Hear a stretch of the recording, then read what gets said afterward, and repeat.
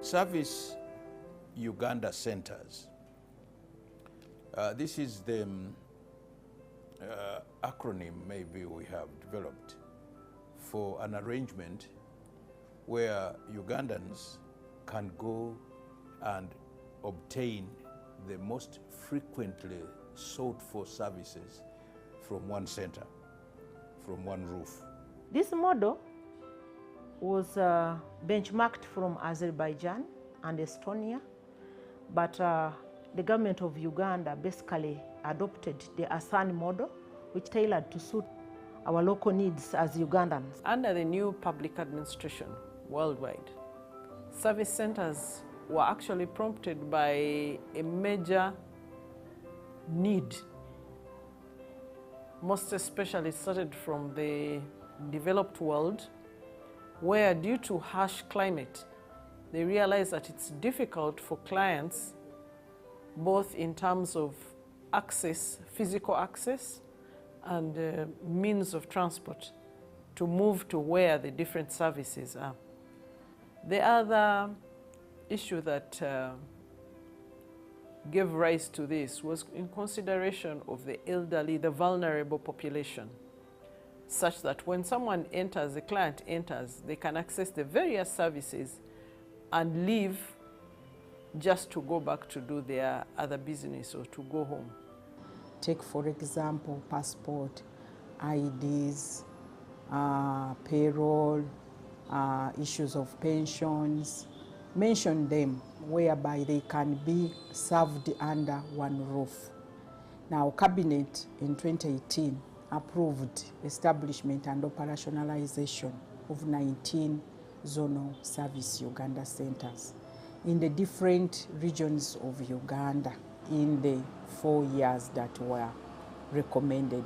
So the centers that were approved by Cabinet are in Kampala, Iganga, Mbale, Fort Portal, Jinja, Gulu, Mbarara, Soroti, Masaka, Hoima, Arua, Lera, Moroto, Ajuman, Kabale, Tororo, Kamwenge, Kotido, and Rukungiri. And we worked out a budget to run them very well.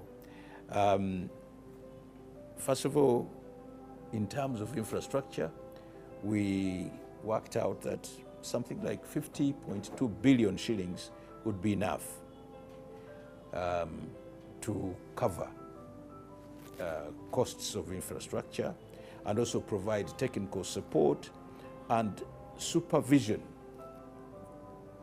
And then, of course, this would also cover one liaison officer at every district. And this, we think, could be implemented within the medium term. And effective financial year, we had at that time had anticipated 2021 resources permitting. Yes, we did start, but not the entire 19 at that time. Now, the first of the regional centers that we have established it in Hoima. And it is a fully fledged center that has been established with quite a number of services from the Ministry of Lands, from URSB, from Uganda Investment Authority, from Ministry of Tourism. We have NIRA, we have NSSF, we have the Ministry of Public Service, and others. It is situated at Hoima District Local Government. All the partners will be sending their technical people because the center is already equipped. We have the computers, very well lit, and it has all the facilities that we need for people to stay there. Other centers that were started were in Gulu, in Lira, in Entebbe municipality. The Kasese is already constructed. It is a new building that has been constructed, and it is already operational, and it is having over 11 services being rendered in there. including services for URA, services of NIRA, services of Ministry of Works. The driving permit services are in there, the payroll, pensions, and we have managed to establish some like what we call pilot centers.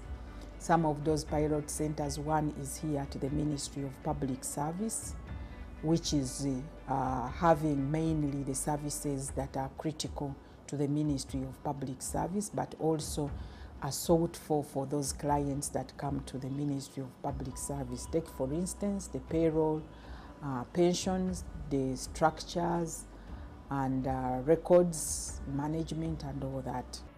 The plan is to have the 17 established in the next 4 years. So we anticipate that in the first 3 years we shall be having 6 centers established. The objectives are to integrate and interlink government services so that they are rendered in a better way. And in that case, we are making sure that we save time and money. If you look at what is happening today, you find the Minister of Lands has got a regional office, say in Hoima. URA has got a regional office in Hoima. Public Service have got a payroll functional office in Hoima. Now, instead of government having these multiple offices in the same area, we can actually utilize one single space. And this makes us work smarter and also save a lot of things, operational costs and name it. But it also decongests Kampala. It will increase transparency and credibility. And we build synergies when our systems are speaking to each other. An increase in competitiveness, which we will note that from the Uganda Investment Authority and URA, this has been achieved. And we are seeing that revenue collection under the TREP, the Revenue Enhancement Program, the first collaboration between Uganda Registration Services Bureau, Uganda Revenue Authority, and KCCA merged to form the first service centers, and this was a big success in increasing revenue collection because business people would register their businesses at one spot, pay for taxes, get access to information, and walk away.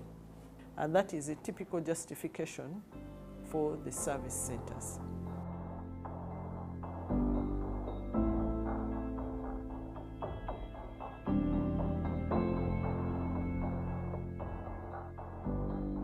Some people have not yet captured it well, but it does not intend to strangle decentralization. It is strengthening it. The plan is that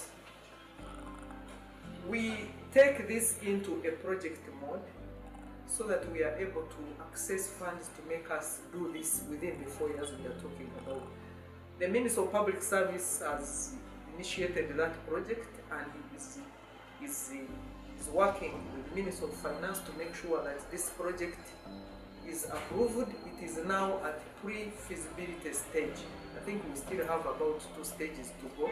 In this establishment, we are working with many stakeholders.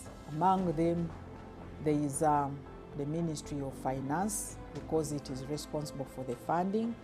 We have the Ministry of Works, where there is going to be civil works, construction. Office of the Prime Minister actually is the apex body of implementation, and it is the one that monitors and evaluates how we are supposed to be implementing this reform.